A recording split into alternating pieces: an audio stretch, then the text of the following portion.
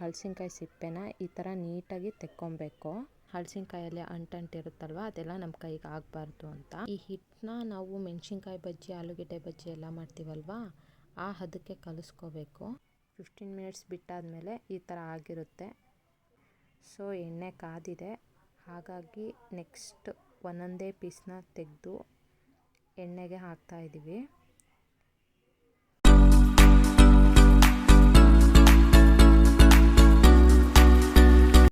Hi everyone, welcome back to Rakshita Eshwar YouTube channel. So ನೀವು already ತಮ್ನೇಲಲ್ಲಿ ನೋಡಿರ್ತೀರ ಇದೇನು ವಿಡಿಯೋ ಅಂತ. ನಾವು ಹಲಸಿನಕಾಯಿ ಕಬಾಬ್ ಮಾಡೋಕ್ಕೆ ಮೊದಲು ಹಲಸಿನಕಾಯಿ ಸಿಪ್ಪೆನ ಈ ಥರ ನೀಟಾಗಿ ತೆಕ್ಕೊಬೇಕು.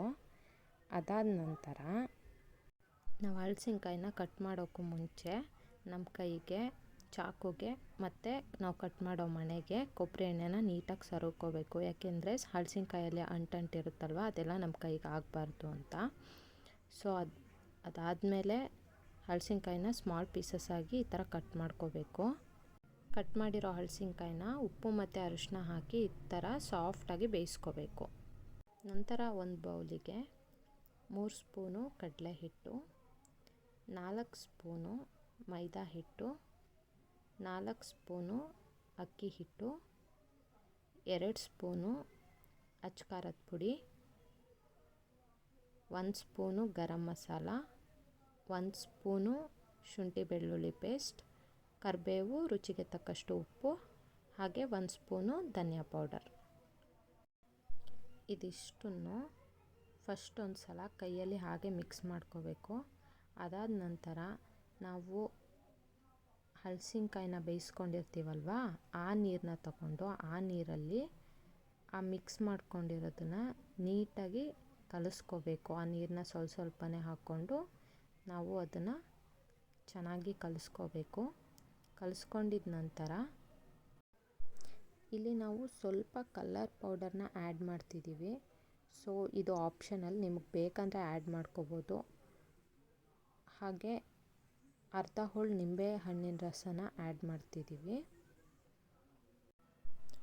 ನಾವಿಲ್ಲಿ ಕಾರ್ನ್ಫ್ಲೋರ್ನ ಯೂಸ್ ಮಾಡಿಲ್ಲ, ಆದ್ರೂ ಟೇಸ್ಟ್ ಮಾತ್ರ ತುಂಬಾ ಚೆನ್ನಾಗಿ ಬಂದಿದೆ.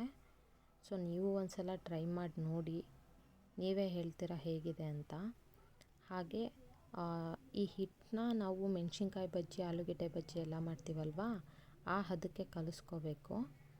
ಅದಕ್ಕಿಂತ ಸ್ವಲ್ಪ ತಿಕ್ಕಾಗಿದ್ರೂ ಏನು ತೊಂದರೆ ಇಲ್ಲ, ಚೆನ್ನಾಗಿರುತ್ತೆ. ಸೊ ಆ ಕನ್ಸಿಸ್ಟೆನ್ಸಿಗೆ ನೀವು ಈ ಹಿಟ್ಟನ್ನ ಕಲಿಸ್ಕೊಂಡು ಅದಕ್ಕೆ ಬೇಯಿಸಿರೋ ಅಂತಹ ಹಲಸಿನಕಾಯಿನ ಆ್ಯಡ್ ಮಾಡ್ಕೋಬೇಕು. ಆ್ಯಡ್ ಮಾಡಿ ಚೆನ್ನಾಗಿ ಅದನ್ನು ಮಿಕ್ಸ್ ಮಾಡಬೇಕು. ಮಿಕ್ಸ್ ಮಾಡಿ ಆದಮೇಲೆ ಅದನ್ನು ನಾವು ಏನಿಲ್ಲ ಅಂದರೂ 15 ನಿಮಿಷನಾದರೂ ಹಾಗೆ ಇಡಬೇಕು. ನಾವು ಮಿಕ್ಸ್ ಮಾಡಿದ ತಕ್ಷಣ ಎಣ್ಣೆಗೆ ಬಿಡಬಾರ್ದು, ಯಾಕೆಂದರೆ ಅದು ಮಸಾಲ ಎಲ್ಲನೂ ಸ್ವಲ್ಪ ಹಿಡ್ಕೋಬೇಕು. ಹಾಗಾಗಿ ನಾವು ಮಿಕ್ಸ್ ಮಾಡಿದ ತಕ್ಷಣ ಅದನ್ನ ಎಣ್ಣೆಗೆ ಹಾಕಬಾರ್ದು, 15 ನಿಮಿಷ ಆದರೂ ಮಿನಿಮಮ್ ಬಿಡಲೇಬೇಕು. ಸೊ ನಾವು 15 ಮಿನಿಟ್ಸ್ ಬಿಟ್ಟಿದ್ವಿ. 15 ಮಿನಿಟ್ಸ್ ಬಿಟ್ಟಾದಮೇಲೆ ಈ ಥರ ಆಗಿರುತ್ತೆ, ಸ್ವಲ್ಪ ಗಟ್ಟಿಯಾಗಿರುತ್ತೆ. ಅದನ್ನು ನಾವು ಇನ್ನೊಂದು ಸಲ ನೀಟಾಗಿ ಅದನ್ನೆಲ್ಲ ಮಿಕ್ಸ್ ಮಾಡ್ಕೋಬೇಕು. ಮಿಕ್ಸ್ ಮಾಡ್ಕೊಂಡಿದ್ದ ನಂತರ ನಾವು ಇದನ್ನ ಎಣ್ಣೆಗೆ ಬಿಡ್ಬೋದು. ಅದಕ್ಕೂ ಮುಂಚೆ, ಮಿಕ್ಸ್ ಆಗೋಕ್ಕೂ ಮುಂಚೆ ನಾವು ಒಂದು ಬಾಣಲೆಗೆ ಎಣ್ಣೆನ ಕಾಯೋಕ್ಕೆ ಇಟ್ಟಿರಬೇಕು. ಇಲ್ಲಿ ಎಣ್ಣೆ ಕಾದಿದೆಯಾ ಅಂತ ಒಂದನ್ನು ಬಿಟ್ಟು ಚೆಕ್ ಮಾಡ್ಕೊತಿದ್ದೀವಿ. ಸೊ ಎಣ್ಣೆ ಕಾದಿದೆ, ಹಾಗಾಗಿ ನೆಕ್ಸ್ಟ್ ಒಂದೊಂದೇ ಪೀಸ್ನ ತೆಗೆದು ಎಣ್ಣೆಗೆ ಹಾಕ್ತಾಯಿದ್ದೀವಿ. ಸ್ಪೂನಲ್ಲಿ ಒಂದೊಂದೇ ಪೀಸ್ನ ತೆಗೆದು ಹಾಕೋಕ್ಕೆ ಸ್ವಲ್ಪ ಕಷ್ಟ ಆಗುತ್ತೆ. ಸೊ ನೀವು ಕೈನ ಯೂಸ್ ಮಾಡಿ ಹಾಕಿದ್ರೆ ಸ್ವಲ್ಪ ಫಾಸ್ಟಾಗಿ ಆಗುತ್ತೆ. ನಾವು ಮನೇಲಿ ಬಜ್ಜಿ ಮಾಡ್ತೀವಲ್ವ, ಸೊ ಅಷ್ಟು ಬೇಯಿಸಿದ್ರೆ ಸಾಕು, ಇದು ಚೆನ್ನಾಗಿ ಬೆಂದಿರುತ್ತೆ. ಬೆಂದಾದಮೇಲೆ ಇದು ನೋಡೋಕ್ಕೆ ಈ ಥರ ಕಾಣಿಸುತ್ತೆ, ತುಂಬಾ ಚೆನ್ನಾಗಿರುತ್ತೆ. ಎಲ್ಲರೂ ಮನೇಲಿ ಮಿಸ್ ಮಾಡ್ದಲೇ ಟ್ರೈ ಮಾಡಿ. ಹಾಗೆ ಎಲ್ಲರೂ ನನ್ನ ವಿಡಿಯೋನ ಪೂರ್ತಿ ನೋಡಿ, ಲೈಕ್ ಮಾಡಿ, ಶೇರ್ ಮಾಡಿ, ಸಬ್ಸ್ಕ್ರೈಬ್ ಮಾಡಿ. Thank you.